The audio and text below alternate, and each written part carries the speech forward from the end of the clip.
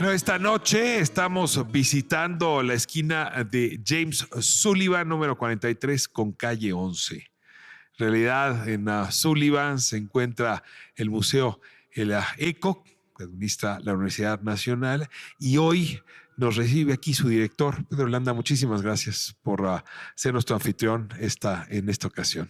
Con gusto, bienvenidos al museo.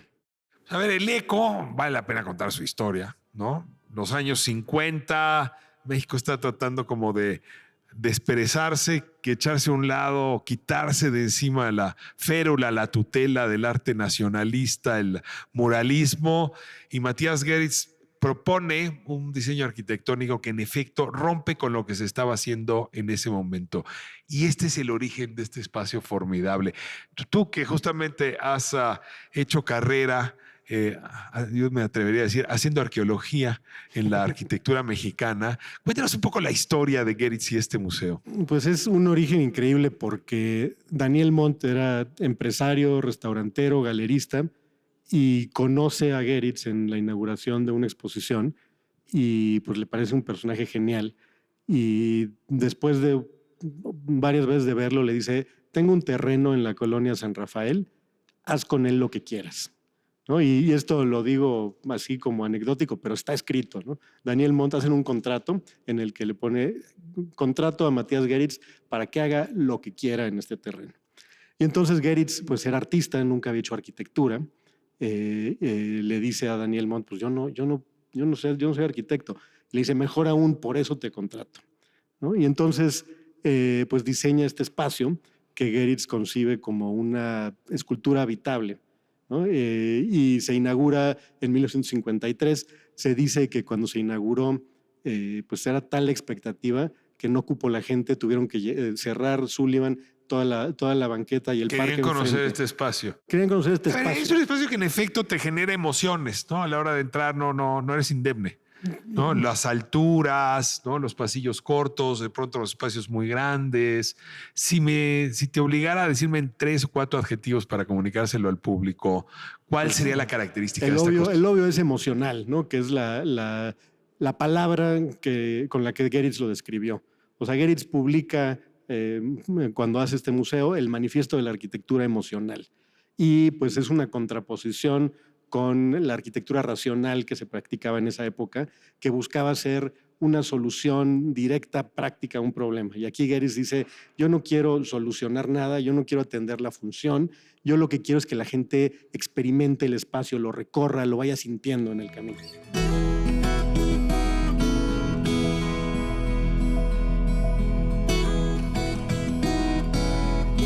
Ahora, la historia del lugar, del sitio, es interesantísima porque después de eso, digamos, hay mucha leyenda, ¿no? Pero fue antro gay.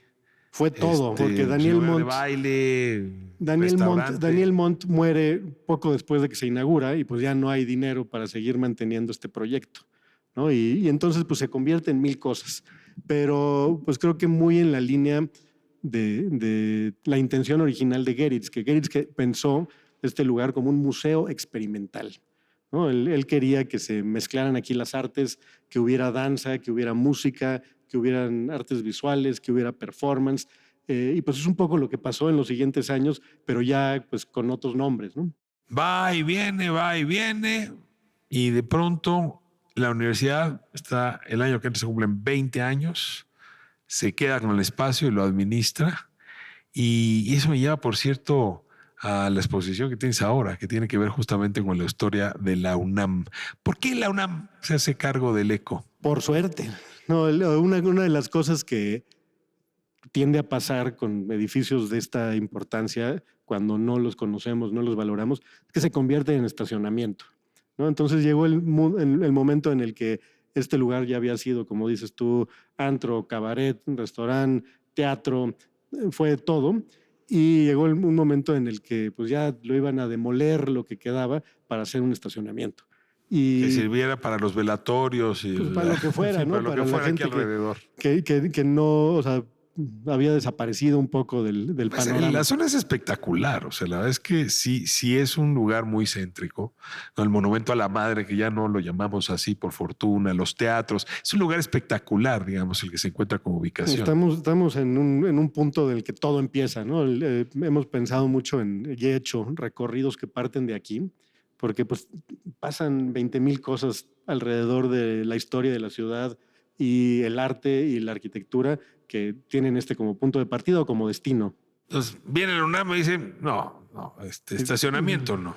Vamos a restaurarlo, ¿no? Porque estaba muy transformado después de tantos años y pues se hace un proyecto integral de regresarlo a su estado original de 1953. Y a lo largo de un año pues hacen calas en los muros para ver cuáles eran los colores y cómo era exactamente la proporción del piso. Y digamos que regresa a este estado original. Geritz resucita. Resucita Geritz y se reinaugura en 2005 de nuevo como Museo Experimental El Eco.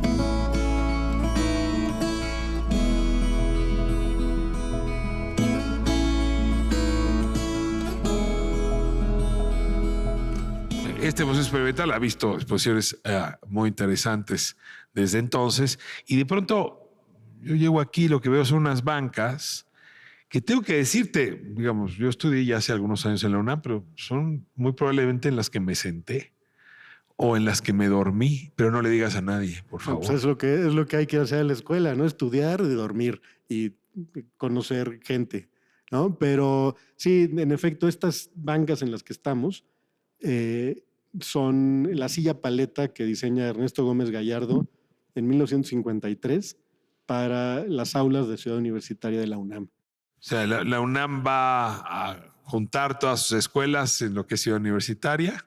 ¿Y cuántas bancas se habrán mandado a hacer en esa ocasión? Pues todas, ¿no? Y por eso se vuelve tan importante, porque es uno de los primeros objetos diseñados en México pensados para producirse de forma industrial, ¿no? En esa época Aquí no hay un carpintero que se pueda hacer una por una. Pues o las cortan todas con una máquina y las ensamblan a partir de pues, un sistema de producción en serie.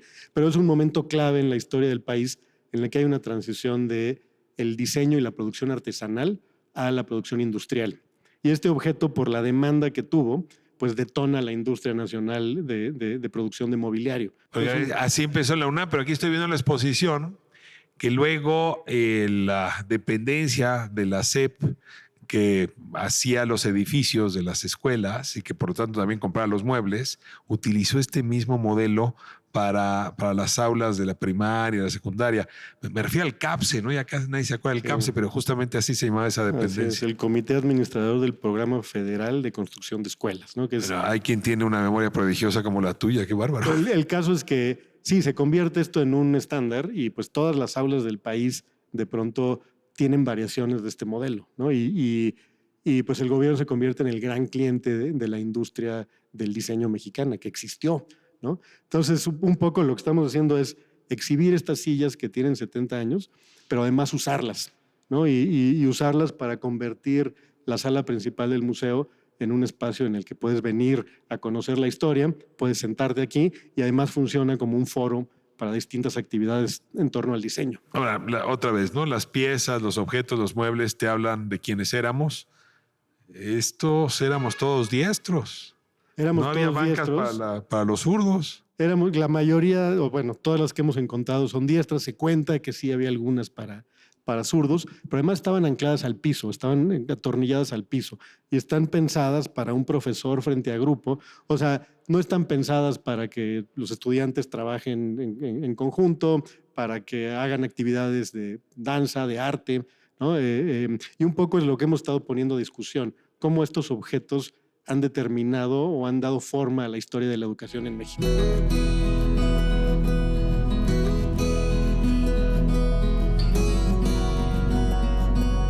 Aquí enfrente tienes otras bancas bien distintas, ¿no? Tienen patas, están ancladas al suelo y por lo que veo se pueden convertir casi en cualquier cosa. En alfombra voladora, Digamos que es un prototipo experimental que invitamos al estudio de diseño industrial TUCS a que pensara en este objeto, a que juntos hiciéramos una reflexión de cómo es y cómo ha impactado la educación, y pensemos en qué A ver, objetos si, podemos a ver si tener. entiendo. La paleta es fundamental porque aquí yo puedo escribir. Si yo ya no escribo más que en computadora, no necesito la paleta. Y estas bancas ya no tienen paleta. ¿Será por eso?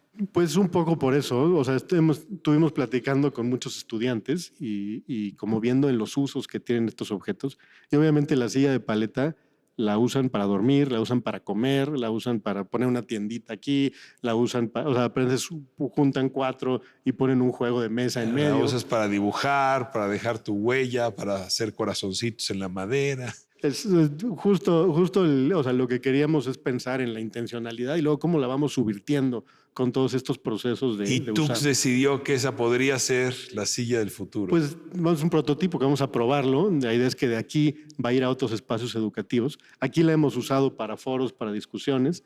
Se han hecho talleres de danza en torno a estos objetos que buscan reflexionar sobre para qué sirven. Vamos a hacer un taller de dibujo con ambos, con dibujo con modelo.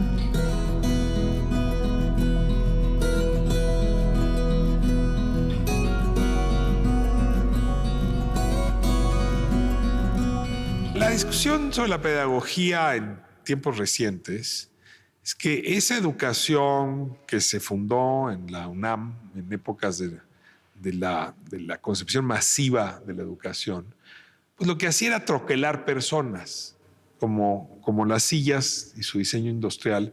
Pues uno pensaba en los alumnos así también como materia que troquelabas para que fueran todos igualitos y homogéneos. Y es una época donde estamos pensando en una educación donde es la educación la que se adapta al niño y no el niño a la educación. Y veo que esta exposición trae ese debate. Cuéntanos un poco, a partir de lo que tú sabes y conoces bien, la arquitectura y el diseño, ¿cómo puede traducir lo que acabo de decir en mobiliario, en espacios pedagógicos, en relaciones horizontales con los facilitadores de la educación, antes llamados maestros? Pues mira, hay como una doble historia, porque si bien podemos criticar mucho estas sillas como lo estamos haciendo ahorita, hablando de que son un dispositivo para una educación conductista, también fueron fundamentales para lograr que existiera educación, ¿no? O sea, hablando con maestros de una escuela rural, decía, mi escuela no fue escuela hasta que llegaron los pupitres y los estudiantes no entendieron y no se integraron en los procesos de aprendizaje hasta que tuvimos pues, el mobiliario digno para no sentarnos en el piso y para poder trabajar en los procesos que proponían los libros de texto gratuitos, etc. Entonces, bueno, jugaron un papel importante, ¿no? Pero, pues, como dices, bien podemos pensar en que la educación ocurre de otras maneras, a partir de otros procesos, con un aprendizaje horizontal entre estudiantes y en distintos espacios y superficies, ¿no? O sea, ocurre, yo pienso en Ciudad Universitaria de la UNAM, doy clases ahí. Los estudiantes aprenden algo en mi clase, pero luego salen a las islas con sus compañeros y aprenden mucho más, ¿no? Porque ahí están en un aprendizaje de intercambio de saberes y de experiencias que pues es súper enriquecedor. Entonces, ¿qué pasa si pensamos en la educación como algo que no solamente ocurre en estos espacios oficiales, sino que ocurre pues en toda esta otra, en el suelo, en los jardines, en las calles? En fin, habrá que ver cómo es la educación, cómo será la educación del futuro, pero viendo las tendencias de los espacios, no es difícil adivinar cómo será. Seguramente a Matías Geritz se le ocurrió que así iban a ser los museos del futuro. Y bueno, hoy no es un museo del pasado, ¿verdad? Es un museo que sigue vinculado a su vocación experimental, que eso es lo que lo hace un espacio especial y distinto, ¿no? Cuando se inauguró en 53, fue el primer espacio dedicado al arte moderno en el país, ¿no? El arte se presentaba en los murales de los edificios públicos, en algunas galerías, pero no había un museo dedicado a exhibir el arte y las tendencias de vanguardia, ¿no? Y lo hizo a partir de, pues vamos a experimentar, vamos a romper con lo que está esperado en los distintos espacios que ya están establecidos. Y hoy queremos seguir haciendo lo mismo. Muchísimas gracias por recibirnos Muchísimas aquí, gracias. gracias a la UNAM. hacia mi casa universitaria. Y bueno, pues gracias por las memorias. No, pues qué gusto. Mi cuerpo se puso aquí y me empecé a acordar de Derecho Penal 1 y Derecho Penal 2. En fin. Pues los esperamos en el Museo Experimental El Eco de martes a domingo de 11 de la mañana a 6 de la tarde. Aquí estamos en Sullivan 43. Regresamos a estudio. Esto es Calle 11.